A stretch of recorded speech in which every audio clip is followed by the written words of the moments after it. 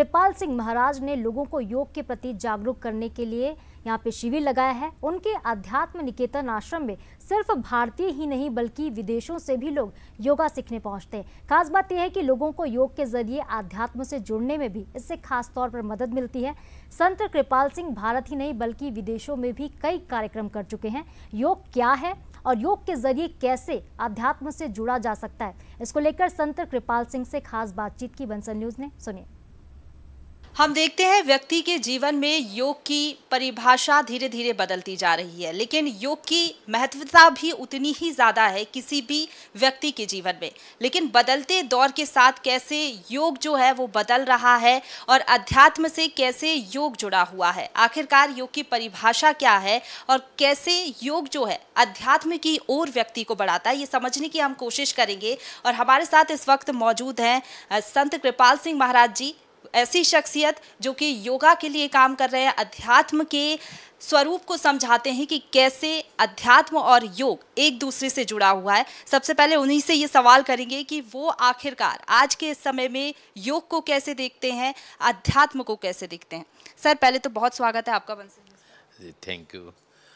Bansal news के माध्यम से अपनी बात कुछ रखने का अवसर मिला है। वैसे तो हम लोग प्रचार प्रसार के बहुत अलग रहे हैं, क्योंकि जो रास्ता जंगल का, एकांत का रहा है वो गोपनीय रहा है, तो उसको उसी तरह से सोचते हैं। लेकिन समय के अनुसार, देश काल और परिस्थितियों के अनुसार उसमें परिवर्तन आया है।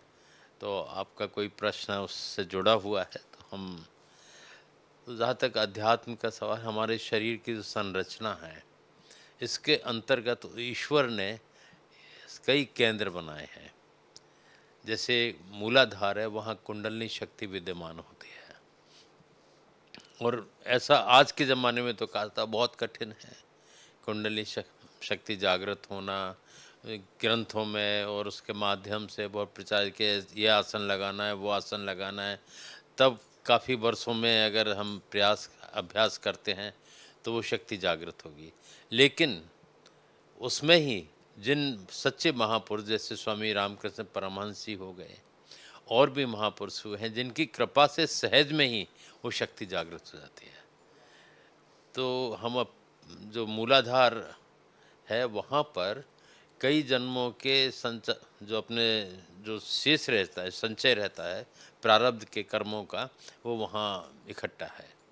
और जब सद्गुरु कृपा से, गुरु अगर शरीर नहीं होता, जिनको क्या हम शरीर तक सीमित मान लेते हैं, गुरु तत्व है जो नित्य है, शाश्वत है, उसकी कृपा जिस शरीर पे होती है वो अपने लिए निमित्त हो जाते हैं। विदेशों में भी आप पहुंचते हैं, वहां पर भी ट्रेनिंग देते हैं, योगा की बात होती है, तो योग को आप कैसे देख रहे हैं आज के समय में, और ये जो बदलाव हुआ है, पहले हम योग कहा करते थे, अब योगा कह रहे हैं, कैसे देखेंगे?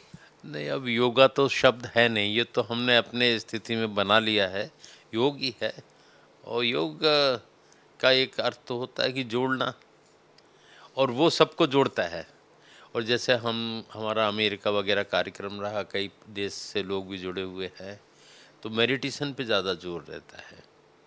और जब ध्यान में हम बैठते हैं, एक उदाहरण के तौर पर कहें, कैसे ये सब कुछ आयरन पीसेज पड़े हुए हैं, या हम अपने आप में कहें हम भी आयरन पीस हैं, अब भी, तो अगर पावरफुल मैग्नेट बीच में रख दें तो क्या होगा, हम अपना अस्तित्व छोड़ के उधर खिंच जाएंगे। तो स्पिरिचुअल पावर जो है वो भी चुंबकीय शक्ति है। बड़ी अच्छी बात आपने कही कि शब्दों में बयान नहीं कर सकते, जब व्यक्ति इसको करेगा तो वो महसूस कर सकता है कि कैसे आनंद की अनुभूति होती है और अध्यात्म से कैसे जुड़ सकते हैं। ना सिर्फ अध्यात्म योग को आप बढ़ावा दे रहे हैं, बल्कि सामाजिक कार्यों से भी आपका जुड़ाव रहा है। किस तरीके से आप सामाजिक कार्यों को आगे बढ़ा रहे हैं, और कई जगह शिविर भी लगाए जाते हैं, लोगों को जागरूक किया जाता है, ये सब कैसे करते हैं, इसकी शुरुआत कहाँ से हुई?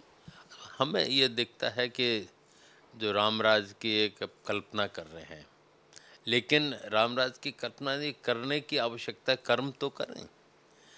कि राम कहाँ नहीं है, जर्रे जर्रे में राम है, घट घट में राम है, तो फिर गरीबों में और सब में राम क्यों नहीं है? सब में ही तो राम है। तो अगर कोई परेशान है या कुछ है, तो हमें तो ये लगता है अपनत्व का भाव जागृत होना चाहिए, और अपना ही अपनत्व का भाव जागृत होता है, यही सोच के ये अपना ही है। तो कोई ऐसी स्थिति बनती है तो जहाँ तक बनता है तो उसका सहयोग करते हैं। वो तो नित्य है, शाश्वत है और सबके हृदय से वाकिफ़ है। हम तो ये कहते हैं तेरा दिल ही मंदिर मस्जिद है, इस दिल की झांकी बाकी है।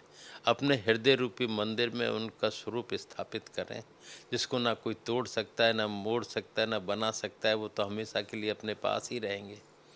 तो उन राम की ज़्यादा आवश्यकता है, तो उनके अनुसार अपने से कर्म भी ऐसे बनेंगे जब वो अंदर बैठे होंगे, तो निश्चित उस पर ज़्यादा महत्व देते हैं। वैसे एक ऐतिहासिक तौर पर जो कार्य हुआ है तारीफ करने लायक है, खुशी का है कि 500 वर्ष से हम जिसका प्रयास करते रहे और वो जो परिवर्तन हुआ बाबर के टाइम में, मस्जिद का निर्माण हुआ और आज मस्जिद टूट के राम का, लेकिन ये टूटना और बनना हानि तो होती है, जनहानि होती है।